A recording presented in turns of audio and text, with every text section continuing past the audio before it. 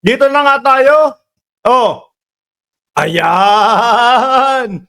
Yung katipunero po ng mga DDS, mga kababayan, no?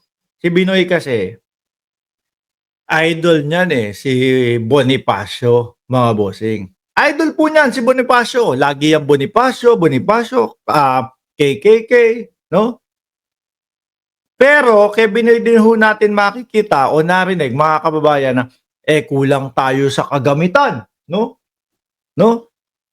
Bakit tayo kukontra sa China? Oh, di ba?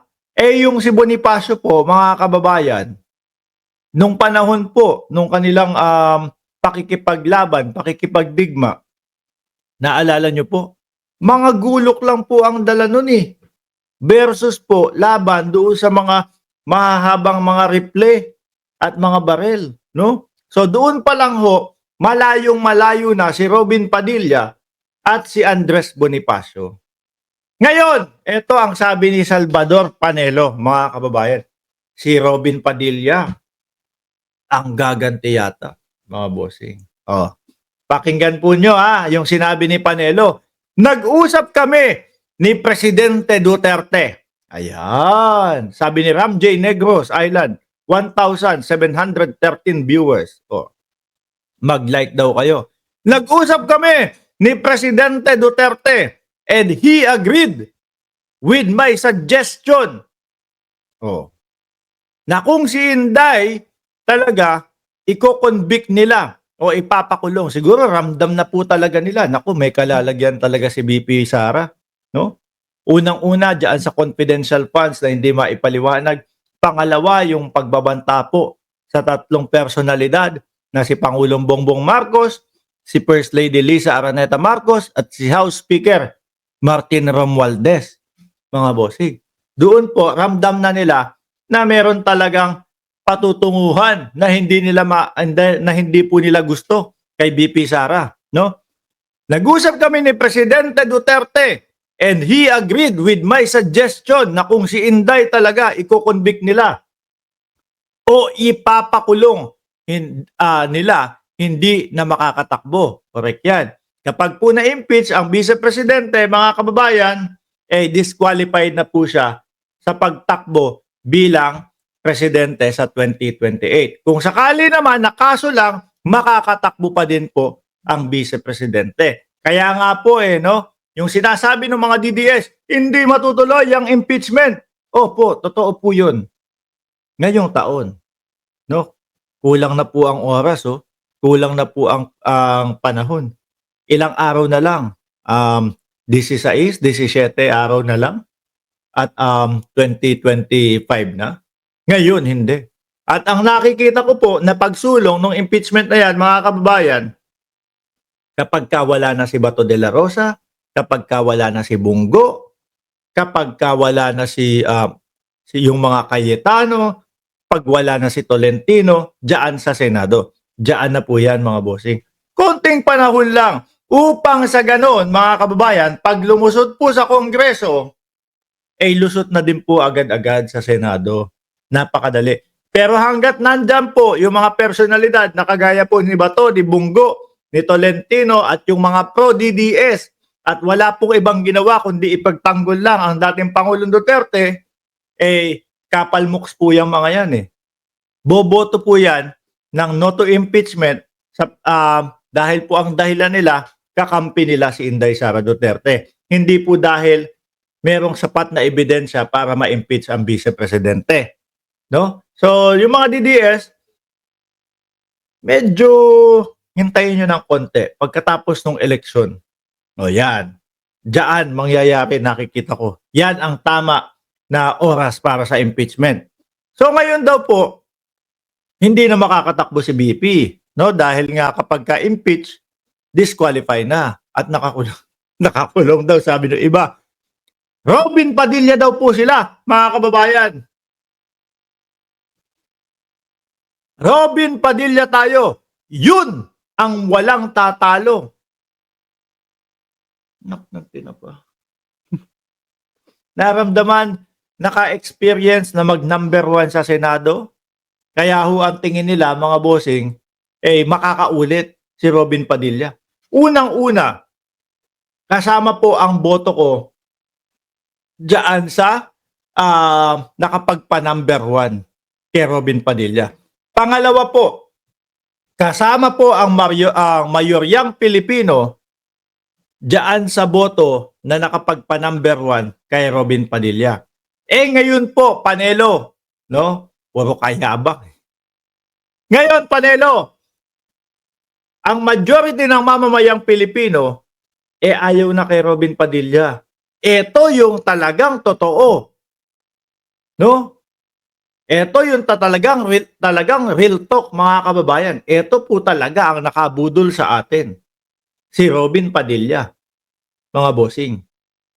So kumbaga, mga kababayan, kung matanggal o madisqualified si Inday Sara Duterte, si Robin Padilla ang maggaganti kay BP Sara. Palusutin na natin sa ating mga kaisipan, mga bossing. Kunyari lang po Huwag kayong magalit sa akin. Kunyari lang po na manalo si Robin Padilla. No? Ano sa tingin nyo ang gagawin niyan? Igante ang Vice Presidente. Palayain si Kibuloy, palayain si BP Sara, at kumbaga tapusin ang usaping ICC. Kaso wala. Next year na lahat yan. Ito po talaga ang totoong budol. Bakit po? Ano po ang nakikita natin na ginagawa at nagiging silbi po ni Robin Padilla? Meron nga itong ipinapasang bill Anti-dynasty, mga kababayan. Anti-dynasty bill. No? Na siya din po, mga kababayan, ang isa sa nagsasabi na okay sa kanya ang 3 Duterte sa Senado. Biruin nyo po, nagpasa ka ng bill ng anti-dynasty tapos okay sa'yo, 3 Duterte agad doon sa Senado. Ano yun? Mismong ikaw na ang kumontra doon sa ipinapasa mong bill? Kaya minsan pumapasok sa isip ko, si Binoy kaya yung mga nag-iisip ng mga bill na pinapasa niya, na inaano niya, gustong ipapasa. Sumagi din ho sa isip ko, mga kababayan, na baka itong yung mga ginagawa ng mga bill nito mga to, pinapagawa lang sa iba. Kaya hindi ho nila alam. No? Kaya hindi ho nila alam, mga bossing, na etong bill na to, masasagasaan ko to. Kasi ako mismo ang nagpasa nito, anti-dynasty, tapos 3 Duterte ang gusto ko. Kakamping, isa-isahin natin kung sakali na si Binoy ang kanilang maging pantapat sa 2028. Kung sakali, kakamping, mga bossing, Diyos ko po, malabo pa po sa tubig kanal na iboto ng mga kakamping to. Ang nakikita ko doon sa mga kakamping, ang gustong-gusto nila, yung mga lawyer, yung may mga sinabi talaga, yung kayang magpaliwanag. Ayaw kay Binoy niyan. Kasi mukbangan lang po Mukbangan lang ang laban ng kay Binoy Dumako tayo sa mga supporter ng gobyerno po. Para po sa akin kasi, merong supporter ng gobyerno as in government lang po, at merong supporter na kaya nakasuporta sa gobyerno dahil kay PBBM. Supporter po ni PBBM. Government supporter ho, mga kababayan. Ayaw din dito nito. Hanggang ngayon po, ilang taon na. Nakaupo, magtatatlong taon na po sa 2025, sa July. Wala pa din po. No? Yung karamihan sa government supporter at supporter ni Pangulong Bongbong Marcos, gusto yung matalino. Gusto yung talagang mapaunlad ang ating bayan. Doon pa lang ho. Siguro, mga bossing, ang boboto kay Robin Padilla, hindi siguro, 100% ang boboto lang dito kay Binoy, mga DDS. Pero unti-unti na po din silang nababawasan. Mga kababayan. Dahil, bakit? Baka yung ibang mga DDS nga talagang ano din dito ano tawag dito? Baka sinasabi din nila na budol sila ni Binoy. Hanggang ngayon po, walang napapatunayan, mga boss. Hanggang ngayon po, wala. Mukbang. Ang Ang panlaban na lang po, mga bossing, ni Panelo kung bakit niya nasasabi yan. Kasi nag-number 1 po sa Senado nung election po ng 2022. Wala na pong iba, mga boss. Kung panlaban sa talinuhan po doon sa ibang mga kumakampanya, kibo lang eh. Laglag na to eh. Di ba? Wala na to eh. Sabi ni Nemesio, malabanan, saling pusa lang yan si Binoy sa Senado. Wala kasing alam. Correct ho. Pagpasensyahan mo na, Binoy. Idol ka namin sa pelikula. Pero kapag kayong dyan sa Senado, walang binatbat po talaga, mga kababayan. Baka kay Manny Pacquiao lang ho eh, hindi uubra to eh. No? Kasi po si Manny Pacquiao, mga bossing, sa totoo lang, meron tayong mga panahon, mga oras na nasasabi natin, tignan mo si Manny Pacquiao. Mas mahusay pa kaysa doon sa ibang mga senador. Meron po tayong mga pagkakataon na nasasabi po natin yung kay Manny Pacquiao. Dito po kay Binoy hanggang ngayon wala pa ding maipagmalaki.